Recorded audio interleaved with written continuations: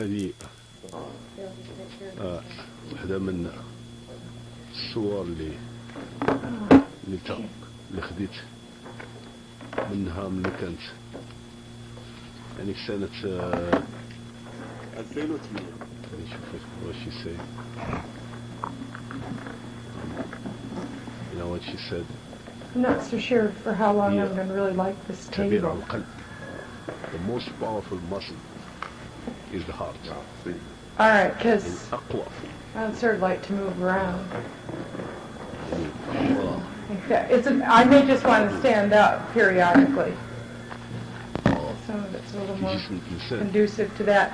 Actually, as it's turning out, I'm at work on my second book, and I think the title so far is going to be called Walking in the Waters. Starting out with what may be I may end up calling the Psychic in Shared Hill, and كانت بروفيسور. moving through the waters, كانت من as it were, to who knows where. كانت مرأة طيبة. The first piece I'd like to read is a piece I just finished, عاطفة وكان عندها. and I call it a psychic meter reading. كانت كتحب. I got the idea of calling it a psychic meter reading from a fellow I used to go with years ago, was a photographer, and he used to hold up a little, I think they're called light meters, and study it very carefully before he took a picture. And so I did the same thing off my head, taking all the imagery around this particular person, all the imagery that came to mind, and doing very careful readings on it. And it sort of strangely progressed through to a sort of conclusion. So this is a psychic meter reading on Fred. أقل 600 كتاب. Fred, tall, husky, light brown hair that's rather long, glasses, squinting eyes, a massive brooding quality about him. It's early afternoon. I see us in the bedroom of his friend's apartment in the West Village. It's in one of the old buildings that hasn't been renovated yet. He's lying on the large double bed that takes up most of the room. The sheet is drawn up to the middle of his bare chest. His glasses are off, but he's still squinting. His shoulders look soft and round. He seems more vulnerable lying there than when he's dressed, almost like his big, brooding hulk is now attempting to be graceful and dainty. The window glass next to the bed is completely uncovered, and the sun shines in pale, mixed through the white clouded sky. Now we're at Dee Dee's apartment, high in the Sausalito Hills. It's late afternoon. Outside, the large darkening trees and sky. There are no lights on, and the room is heavily shadowed. It's chilly inside, although the polished blonde wood floors, the fluffy brown and white Peruvian rug, a book of Van Gogh prints, the smallness and tidiness, even sparseness of the place make it seem cozy. Fred is standing in front of the straw wicker chair, his hair falling sideways over his forehead. He has on a black jacket and black leather boots. I made a special point of bringing him to meet Dee Dee because he's a husky, sensitive artist, the sort of man she used to find fascinating and mysterious. I see him in German fields, tall grasses and wild shrubs that are green but beginning to turn brittle and brown. It's afternoon, the same pale sun. He's wearing a worn-out black leather jacket that's hanging wide open. An outdoor cafe, San Miguel de Allende, the same open jacket over a black shirt. It's cocktail time, around 6:30, white cloudy daylight. He's slowly striding across the white painted brick terrace to join other American artists and would-be artists for drinks. They're waiting for him, feel their gathering incomplete without him, seem to be in awe of his sensitive talent and brooding apartness. His attention focuses particularly on a young woman painter who teaches in one of the city's art schools. They made love together for the first time the evening before, and although he always meets this same little crowd every day, This time he feels that heart-quickening acceleration of secrecy, apprehension, and desire. A large map of the world, the deep blue Southwest Pacific, the green island of Borneo is replaced by jungle brush. It's early evening, the last traces of yellow sun. The air is thick and wet. White belted pants and naked chest, Fred's huge frame looms up in front of the foliage. San Francisco, dusk. We're walking down Columbus toward Chinatown for a late dinner. I feel proud walking with him because he seems very manly. A trace of the hippie, but too mature and individualistic to belong to any one group. I've got an intriguing catch on my arm, and I want all the people on the street to notice. As we turn into the neon flood of Chinatown, I begin to feel uneasy, like a blunt, natural, totally unexotic woman is forcing her way through my streamlined appearance and chatter. Although he gives the impression of being experienced and wise, I don't feel at all comforted or protected with him. Long hair hanging in my face, eyeliner, sexy wet lipstick, a light blue sweater laced half open down my chest. I think he really believes I am what I seem, and this frightens me. We're at his friend's apartment again, bright filtered daylight. I'm standing naked near the corner of the bed.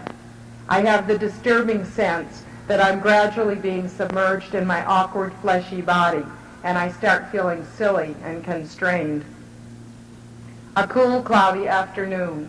I'm alone now, walking down Oak to Ernie's house, the long gray concrete sidewalk, large trees and soft grass in the panhandle across the street. Don't you want somebody to love? Don't you need somebody to love? Okay. If you want somebody to love, then go and find somebody to love. There's not much space. Dino and Carlos, dim twinkling lights. I used to stand in front of the jukebox, snapping my fingers and shaking my hips. Tall, husky, silver hair and mustache. Brian's still tending bar there. The huge mural he painted on the wall behind him. He has a rough Gauguin type quality about him. Makes me think of him traveling to the Antilles on steamers, his big sensitive hulk pacing the deck. I'm in San Francisco for a festival of the arts. Gave a reading in Golden Gate Park earlier in the day, and I'm scheduled to give another one at Dino and Carlos this evening. I came in early for a glass of sherry, and with the hope that Brian will find me interesting enough to make love with. Although people in the bar come over to compliment my work and talk about poetry, I still feel nervous and unsatisfied. I'm afraid he'll think I'm just as childish and immature as I was when I first met him there 5 years ago. Now it's night, late, after my reading, deserted boutiques, a few lights from the intimate Italian restaurants. We're holding hands, walking to his apartment on Upper Grant. I feel at ease with him.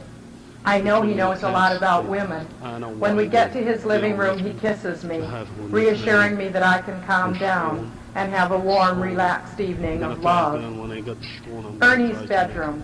The walls lined with finished canvases, a half-finished painting of a woman with a troubled mouth on the easel across the room. I'm lying in his bed with the covers around me, my notebook across my knees. I laugh and tell him that I'm so comfortable lying there, I could go on and do psychic meter readings all day. Back at Broadway Charlie's, sitting in front of the bar, Fred and I are talking intensely. The jukebox is playing a rock tune with a lot of bottom in it. I turn to him with sultry eyes. My hair falls toward my face. The truth of the matter is, I really want to have a wild time. I want to have some fun.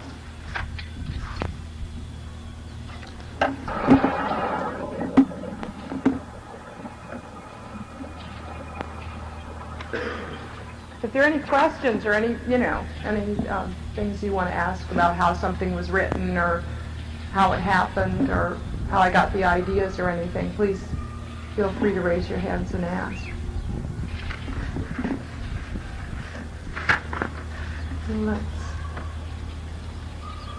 go into some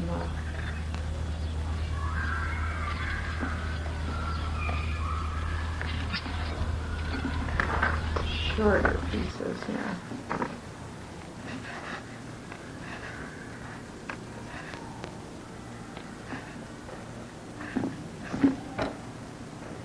I picture the old folks sitting around saying, "Poor Peg, yeah, she's in her 30s now. No, she never did remarry. No children either. Poor thing, she's living all alone in New York teaching school." And then I see myself as a poor old spinster teacher, alone with all my neuroses, like thinking my brains will suddenly bleed from too much pressure, or my plane will crash, or I'll suffocate from breathing polluted air, or I'll involuntarily leap out a window, or do something awful in my sleep. A man. I gotta have a man, or I'll perish from embarrassment and fright. Alone, alone. Poor Peg. She's living alone in New York.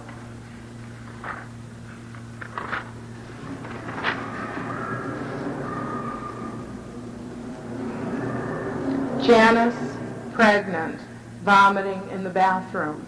What can I do?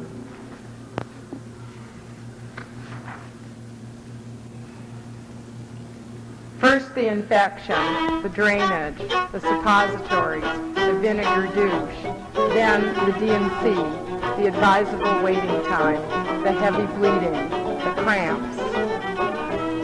Tonight the lavender nightgown with the lace.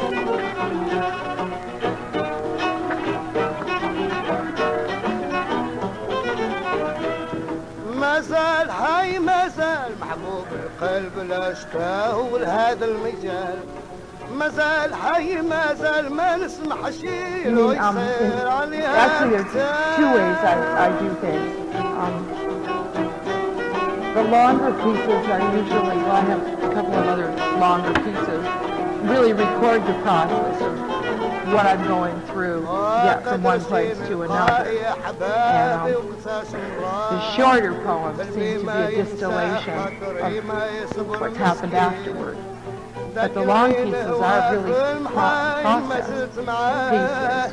In other words, taking you with me as I go from here to here. Sometimes I start here and I don't know that I'm going to end up here when I'm writing. And those are, for me, the most exciting pieces are the ones that I start out in one